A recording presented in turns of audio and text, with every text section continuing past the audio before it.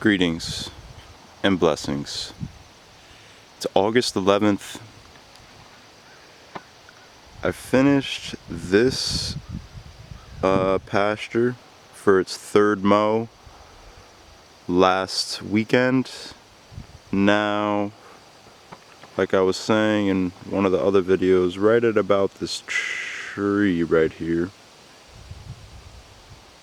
Actually this one too, but right there, it goes across. And then the back half, well, I'll be starting today or tomorrow and finishing the second paddock of the main field. Split this into two sections, and by the end of August this field will be mowed in its entirety for its third cut, and as you can see, we'll probably get a fourth cut as well. So pretty amazing value of the scythe. If you were to have livestock, but even in my case, using all of the grass for the garden, it's really valuable. Stashing my hand-rolled brown bales, like I had showed in the last video, on the wood's edge. But let's get into what's growing in August. It is becoming more and more jungle-like each and every day, and becoming harder for me to walk. You can see all of the corn that's putting out of its tassels. This is some sweet corn that got shaded out too much by the Jerusalem artichokes. This is the north side, and those were planted in May. That's a Abenaki flint corn. The Abenaki are the people who used to inhabit this land, and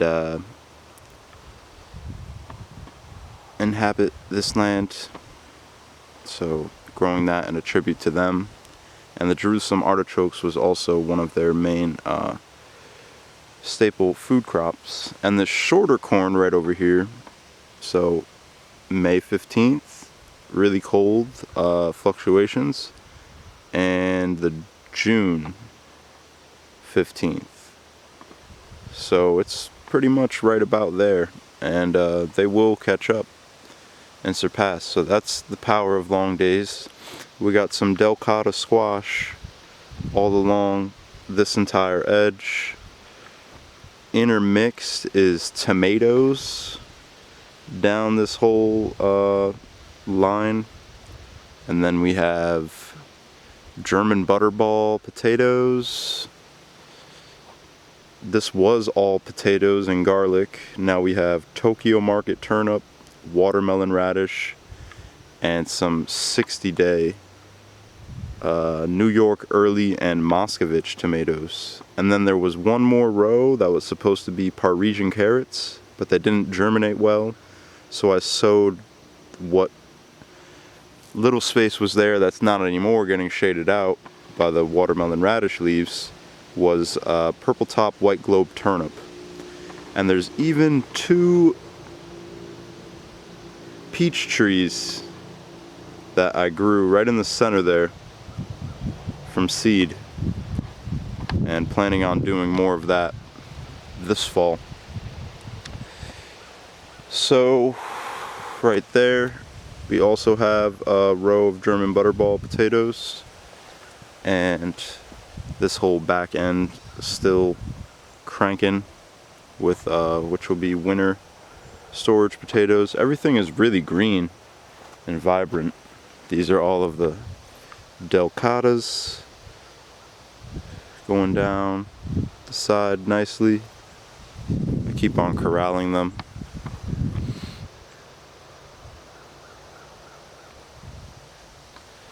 And we have some beautiful summer lettuce production.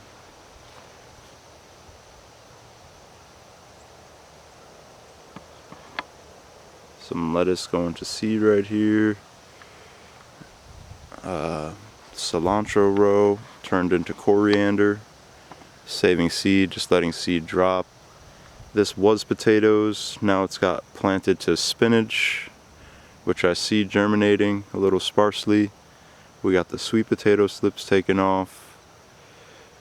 So there's some Swiss chard intermixed between these other 60 tomato day transplants. And this was previously potatoes right here. Some beautiful calendula with some marigolds, another pumpkin, New England pie pumpkin, and then some more sweet potato slips and the big amaranth. Some more corn and pumpkins galore out here.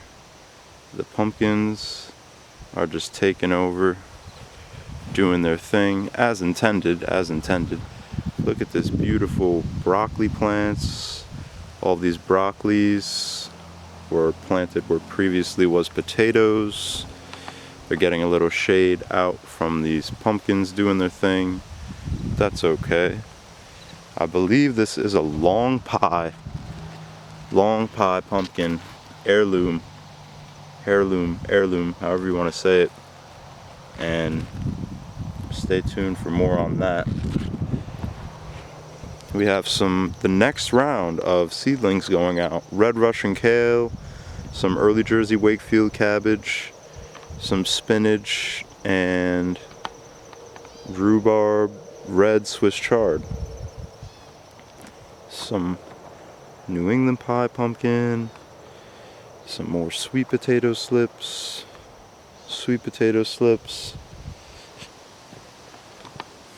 So I had said I thought that this was going to be a lemon cucumber, and this is actually one of my favorites. It's called a honey nut butternut squash, and they're really kind of like cool little mini guys, tomato intermixed. I'll link to a video here. I went through each one of these mounds in one of the last videos, explaining everyone in depth, and then you can come back to here and see how they've all grown in the last few weeks. Saving some seed off of that lettuce, and then here, whoa, already orange pumpkins. What's going on? These might even be, I'm pretty sure, acorn squash. There's a whole bunch going on, and I don't want to jinx it, but we have had so much rain this season, so the fact that everything is growing beautifully with no powdery mildew tells me that I've been doing the work in keeping everything pruned. Let's get this shot right here. Bang. August 11th. Everything is taking off. I can barely walk in some spots anymore. This whole section just took off. We have all pumpkins along this row, this was all previously soft neck garlic. June planted pumpkins. All the way in the back is some May planted pumpkins. That pumpkin that starts back there is literally all the way right here, from there to there in this row. And there's now cucumbers all along this trellis, eggplants down that middle row, more cucumbers, and then intermixed, getting shaded out, is all Brussels sprouts and kale under all those pumpkins. Oh man. And then we have some beautiful green patty pan squash right here. Summer squash finally taken off. An observation that I noticed from everybody else's gardens is that they're pretty much done for the season. With the amount of rain that we received, everyone else got powdery mildew and, like, you know, all the yellow dying leaves. But when I see a dying leaf, I cut it off, and the rest of the plant is still healthy. It's just that one dying leaf that has now become unhealthy. So if you keep up on your pruning and airflow, Your garden will continue to thrive. We have some kohlrabi, some cabbage, and that's actually Brussels sprouts, and then a cabbage transplant. Everything here is grown by me from seed. We've got some more kale kicking in. Just threw in some transplants where spots needed to be filled. We have a medicinal cannabis plant intermixed with some strawberries on the bottom.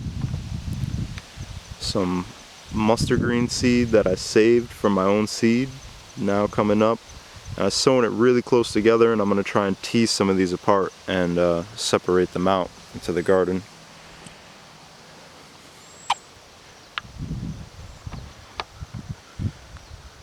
Sweet potato slips, kale, there was lettuce, there was beans, I snipped those out, cilantro, there's the lettuce,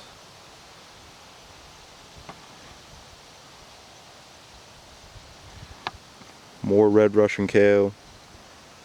This is going to go into a part 2 if you want to continue to see the rest of the garden tour. So come back for part 2. The video is probably going to switch here soon in the next minute. This was some winter leeks, and I've sown this to spinach as well, but I think it's getting too much shade from this situation, so I might re-sow this today to watermelon radishes, because what was planted here should have germinated by now.